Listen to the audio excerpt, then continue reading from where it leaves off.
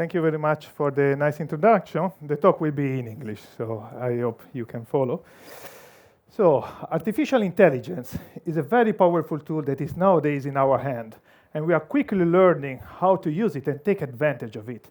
But do you know how energetically efficient are artificial intelligence respect to our biological one? The comparison is not simple, but something can be done.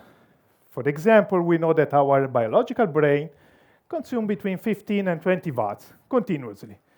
That amount of energy is equivalent to the energy consumed by an energy-saving light bulb. So the association between light bulbs and the idea is very well fitting, also from an energetic point of view. On the other hand, artificial intelligence is working on demand, and for each request, it typically takes between 3 to 300 watt-hour, according to the complexity of the request, if it's a simple search or a complex drawing. But even more powerful is the energy that is required for training. Training that is pretty natural for our biological brain can be very energy consuming. In fact, we estimate that it takes around 1 billion of watt-hour. That is equivalent to the energy produced by 1 hour by a big nuclear power plant.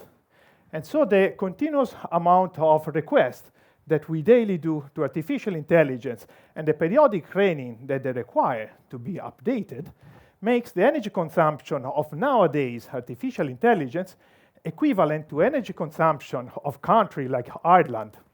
And we are just at the beginning. New generation of artificial intelligence will come soon. They will be more powerful, but we also consume more energy. And the use of artificial intelligence is continuously growing. And so considering that nowadays the big data server in which artificial intelligence is running are already consuming more than 1% of the global energy available, the sustainability of this technology may become a big issue to solve. But why artificial intelligence is so inefficient with respect to our biological brain? We know that biological brain, if you think, is a beautiful computing machine coming from millions of years of evolution, and where the energy saving was one of the requirements for natural selection. On the other hand, artificial intelligence is running on this silicon microchip that has a pretty new technology that was developed in the 20th century and based on performances rather than on energy saving. So if we associate the energy-saving light bulb to our brain, we can easily say that from the energetic point of view, silicon microchip are still at the end of a candle.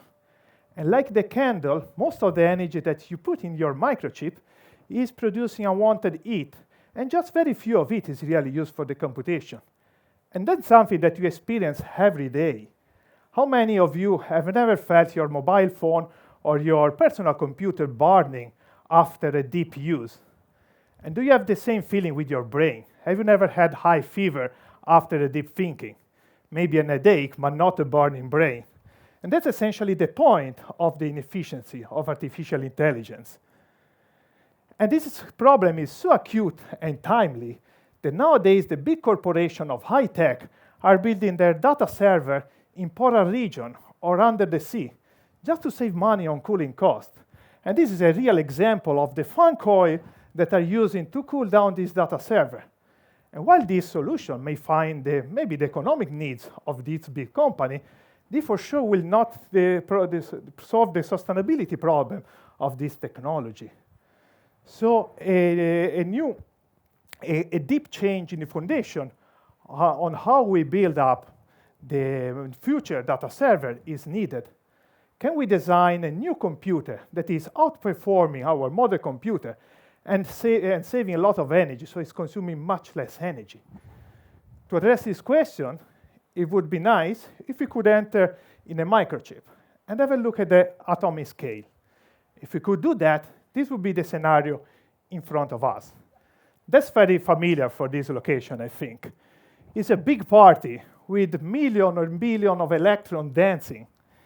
And in this metaphor, the high disco music that the electron follow is just the temperature of your microchip. Does it look very efficient?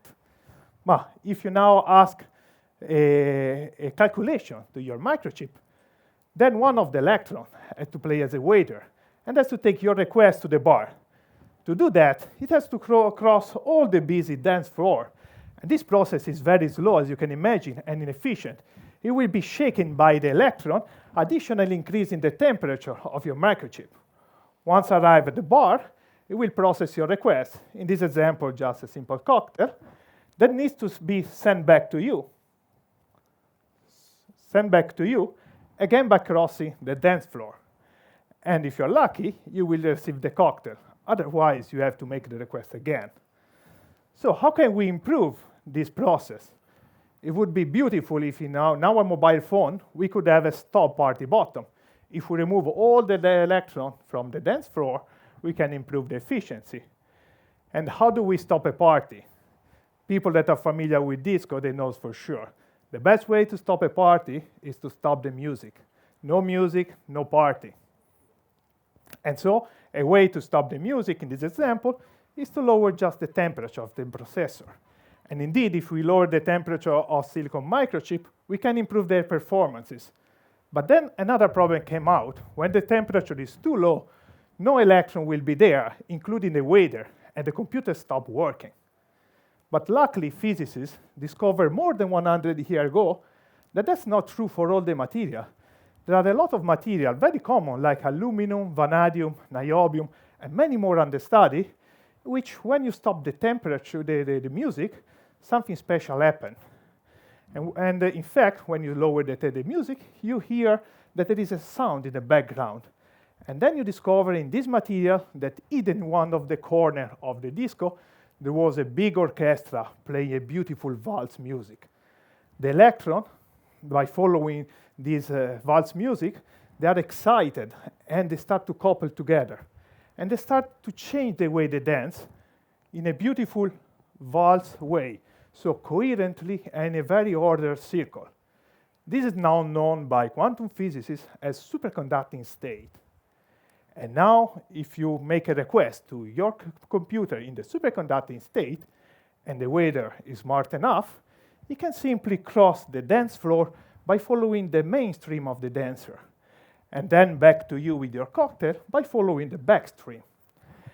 And this is already known, and it has been proposed for the future supercomputer, promising operational speed thousands of times faster than the best modern computer, and with an energy consumption that is even better than our biological brain, simply because the waiter will not be shaken by the electron, but can pass through it.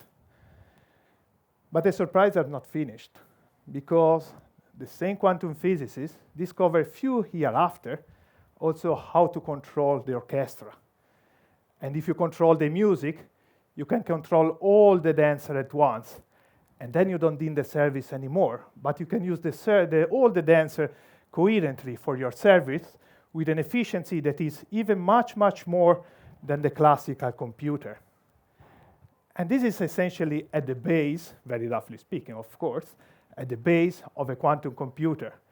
There's a technologically holy grail in which big countries are really investing a lot, US, Europe, China, and as well as big companies like Google, Microsoft, and IBM. In this gold rush toward the realization of the first quantum computer. And the first announcement already came with, for example, Google recently showcasing their Sycamore processor, this small 1 centimeter by 1 centimeter, comprising just 53 quantum bits, and already able to solve a complex problem in just 200 seconds. The same problem, run on a classical computer, would take 10,000 years. If we will be able to increase the size of this computer, we'll be able to release the full power of this technology, and we'll have benefit for business and society. For example, with a quantum computer, you can simulate complex chemical reaction and have a near-instant design of drugs, a process that nowadays takes years of lab activity, for the selection of all the molecules. On the other hand, you could, for example, optimize the process of the fertilizer production. That is, again, a problem nowadays is producing a lot of pollution. And more complex problems have been proposed to be solved, going from logistic, the supply chain solution, or for the risk assessment for business. So we do believe that we are at the dawn of a new era of computing, in which we will have unprecedented computing capability while maintaining the integrity of our planet. The future is exciting, but then when we reach such high level of computing, a question may come out. What are we going to do with our biological brain? Are we going to replace with an efficient supercomputer? I don't think so, even with the best quantum computer available. In fact, all these machines, they have big advantages. That is also the strongest limitation compared to the human brain. They can sleep. So they can work 24 hours a day, but they can dream like human. And it's thanks to the dream of beautiful mind that we were able to achieve the advancement that in which we are now. So please remember to feed and take care of your biological brain.